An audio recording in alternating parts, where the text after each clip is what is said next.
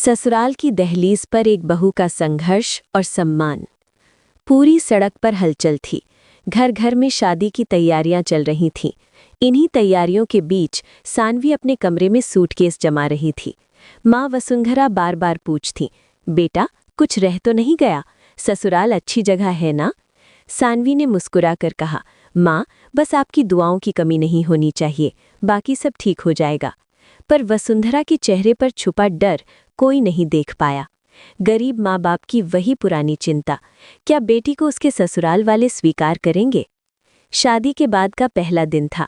सानवी ने पूरे मन से घर के बड़ों के लिए नाश्ता बनाया। सास कमला ने बस एक निगाह डाली और बोली, हम ठीक बनाया है, लेकिन मेरी बहू को इससे भी बेहतरीन सीखना होगा। देवर युग ने हंसकर कहा, भाभी सुबह 5 बजे कौन उठता है, लिमिट तो रखो। सानवी बस मुस्कुराई। उसे पता था कि नए घर में समय लगता है, लेकिन दोपहर तक ही कहानी बदलने लगी। खाने की मेज पर अजीब सा तनाव था। जैसे ही कमला कमरे में आई बोली, हमारी पड़ोस वाली की बहू पूरा 25 तोले सोना लाई है और एक तुम हो सिर्फ 2 सेट। बेटा इज्जत भी कोई चीज होती है। सानवी को लगा जैसे किसी ने दिल चीर दिया हो। ससुर ध्रुव नारायण खुले शब्दों में कुछ नहीं कहते थे, पर चेहरा साफ बता रहा था, ये बहू हमारे घर की लेवल की नहीं है।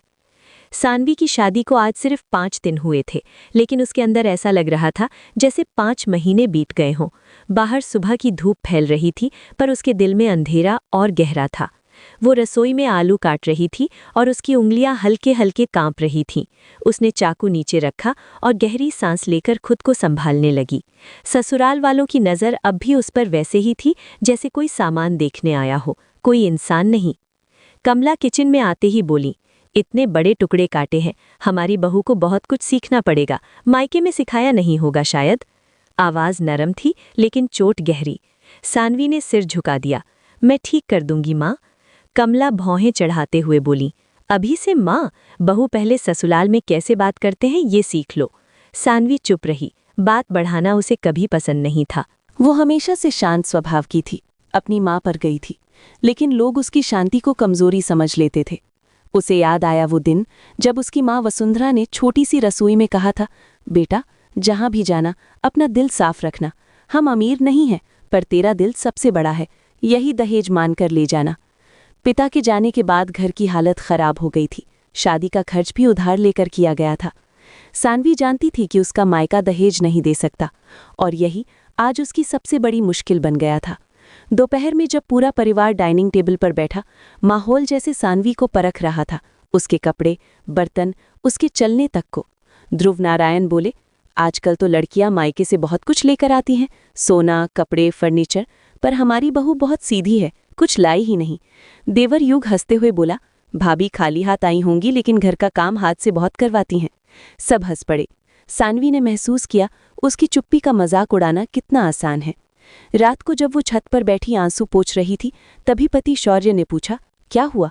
सानवी बोल भी नहीं पाई, आंसू बहते ही रहे। तुम्हारी माँ, तुम्हारे पापा, मुझे लोग दहेज से तौल रहे हैं, बोलते हैं मैं कुछ लेकर नहीं आई। शौर्य उलझ गया था। वो अपनी माँ का बेटा था और अपनी पत्नी का पति, लेकिन दोनों को साथ संभालने की ताकत उसमें अभी नहीं थी। कुछ दिन तक सानवी हर बात सहती रही। वो सुबह 4 बजे उठती, खाना बनाती, घर साफ करती, फिर भी ताने खत्म नहीं होते। कभी कहते ये कपड़े मायके से लाए होंगे, सस्ते हैं। कभी चूड़ियां हाथों में शोभा नहीं देती। कभी दहेज नहीं लाया तो इज्जत भी नहीं मिली। एक दिन उसकी माँ वसुंधरा का फोन आया, बेटा खुश तो है ना?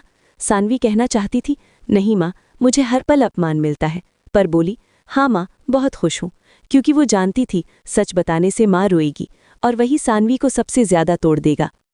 उस रात जब पूरा घर सो गया, सानवी चुपचाप बैठी थी। उसके अंदर एक आवाज़ उठी, क्यों सह रही हो? तुम कमज़ोर नहीं हो। उसने तय किया अब सिर्फ रोने से कुछ नहीं बदलेगा। एक दिन घर में बड़ा फंक्शन था, रिश्तेदार आए हुए थे। कमला सबके बीच खड़ी कह रही थी, हमारी बहू बहुत सरल है, मायके वाले उतने सक्षम नहीं थे, इसलिए ज्यादा कुछ नहीं लाई, पर कोई बात नहीं, हमने मान लिया। ये सुनते ही सानवी की आत्मा जैसे कांप गई। पहली बार उसने खुद को नहीं रोका।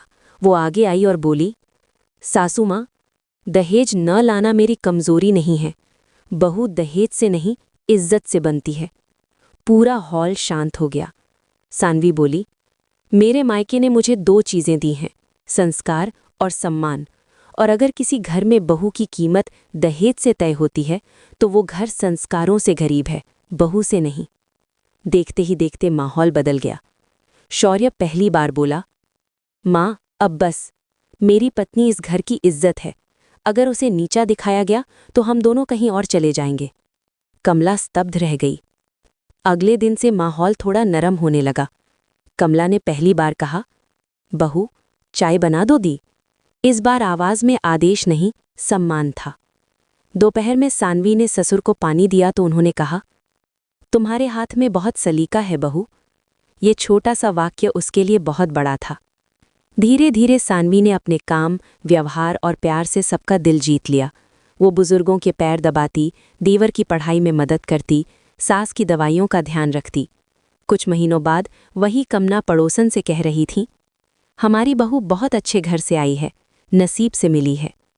एक रात शौर्य ने कहा, तुमने सबका दिल जीत लिया। मैंने कभी किसी को इतना शांत और मजबूत नहीं देखा। सानवी मुस्कुराई, लड़ाई आवाज से नहीं, हौसले से जीती जाती है, और तुम्हारा साथ ही मेरे लिए काफी था। कुछ महीनों बाद एक कार्यक्रम में कमला ने सबके सामने कहा, मुझे अपनी बहू पर गर्व है। ये बहू दहेज लेकर नहीं, सौभाग्य बनकर आई है। सानवी की आंखें भर आईं। उसे समझ आ गया, सम्मान खरीद कर नहीं, जीत कर मिलता है। साल बीतते बीतते सानवी इस घर की जान बन गई। सिर्फ बहू नहीं, परिवार की रीढ़। अब हर बात पर उसकी सलाह ली जाती थी। मायका भी उसने नहीं भुलाया। हर महीने पैसे भेजती, माँ को डॉक्टर दिखाती और हर त्योहार मायके में रोशनी करती। एक दिन जब वसुंधरा घर आईं, कमला ने उनके पैर छूकर कहा, आपने बहुत संस्कारी बेटी पाली है। वसुंधरा की आंखों में आंसू थे। सानवी समझ गई कि उसकी सबसे बड़ी जीत यही है कि आज उसके मायके का सम्मान बढ़ा है। कहानी खत्म होती है एक वाक्य पर, बहू की कीमत दहेज से नहीं, उसके दिल और संस्कार से होती है। ऐसी ही कहानियों को देखने के लिए सब्सक्राइब करें हमारे चैनल काशिफ स्टोरी टेल्स को। वीडियो देखने के लिए आपका धन्यवाद दोस्तों। फिर मिलते हैं और एक नई कहानी के साथ। जय श्री कृष्णा, राधे राधे।